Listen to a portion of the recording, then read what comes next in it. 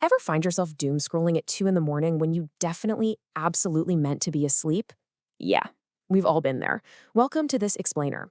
Today, we're diving into some profoundly ancient wisdom to basically reclaim our minds from the exhausting, ever present dragons of the modern attention economy. If you've ever felt completely drained by your devices, you are in the exact right place. Stick around, because by the end of this, we aren't just going to diagnose the problem. We're going to build a highly practical, step-by-step framework to take back your cognitive sovereignty. All right, let's kick things off with a simple but kinda uncomfortable question. Are you controlling your digital devices, or are they controlling you? I mean, really think about it. You pick up your phone just to quickly check the weather, right? And then suddenly, 20 minutes vanish, and you're deep into a social media feed looking at the stick figure equivalent of someone else's supposedly perfect vacation. You're anxious, you're comparing your life to a curated highlight reel, and you are totally disconnected from the actual room you're sitting in. The brilliant Vietnamese Zen master Thich Nhat Hanh completely nailed this feeling back in a 2013 Dharma talk. He used this amazing metaphor comparing our relationship with modern tech to a runaway horse. He famously said, "The horse is technology." Just think about how profound that is for a second. We, the users, are supposed to be the riders. But because this digital horse is moving so incredibly fast and is just so powerful, we've completely lost control of the destination.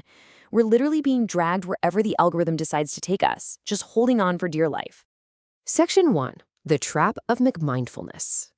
So what's incredibly wild here is how Silicon Valley tries to sell us a fake cure for the very problem they engineered.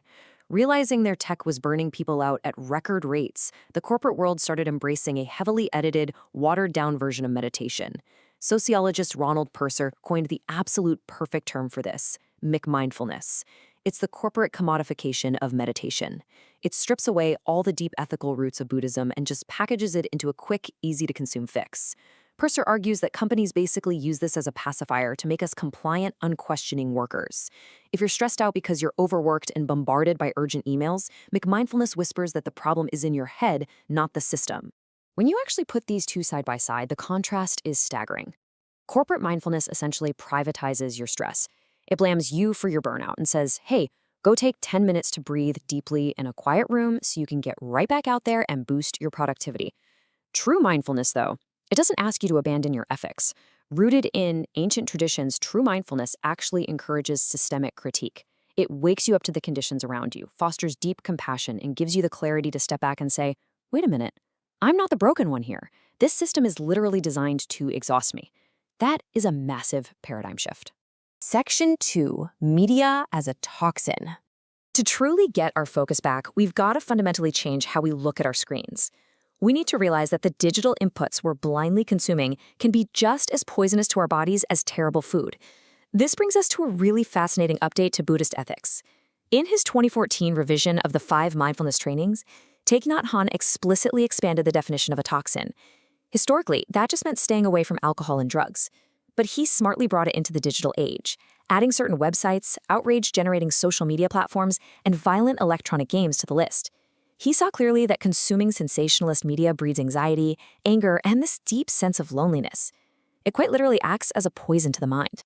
And here's where it gets mind-blowing. This isn't just an Eastern Buddhist concept. It maps perfectly onto ancient Western thought, specifically Stoicism.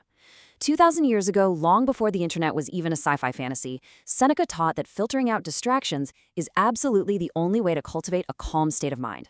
Fast forward to right now, and deliberate filtering is your only defense against online outrage. If your brain is constantly buzzing and agitated by every single ping and notification, you can't act virtuously and you definitely can't think clearly. This perfectly captures the sheer, overwhelming complexity of our modern information society. It's like a giant puzzle where cause and effect are totally tangled up.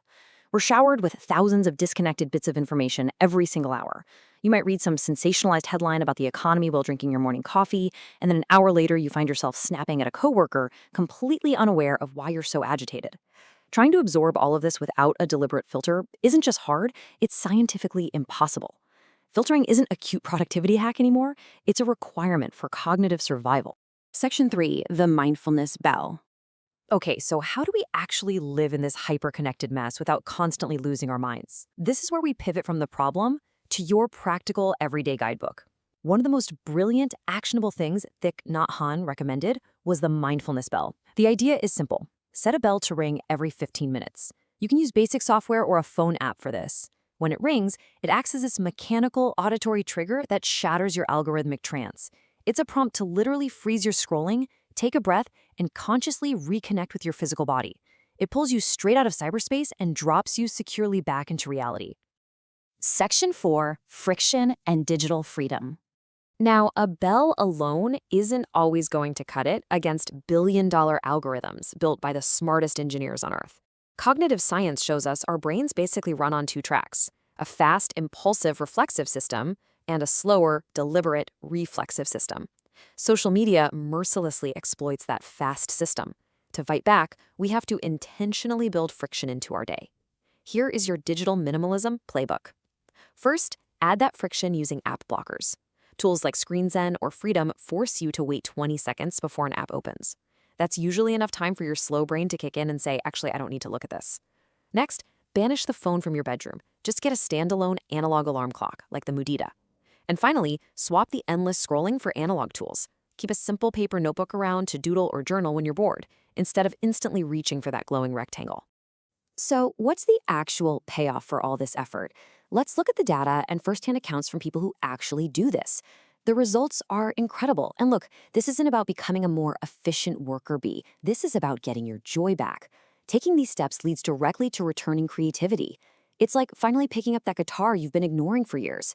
You experience profoundly reduced anger because you aren't passively soaking in outrage media anymore. You get a remarkably clear mind and vastly improved, deeply present offline relationships.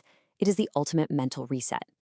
By treating our attention with this much respect, we're actually bridging two incredible ancient traditions. We're taking the Buddhist compassion and mindfulness of Thich Nhat Hanh and combining it with the Aristotelian concept of arete, or virtue.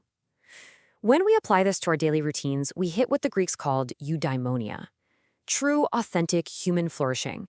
It's about living up to your absolute full potential, totally free from those invisible strings of the attention economy. So I'm going to leave you with this provocative thought to chew on as we wrap up this explainer. If you stay undistracted long enough, what beautiful parts of your life are going to finally return to you?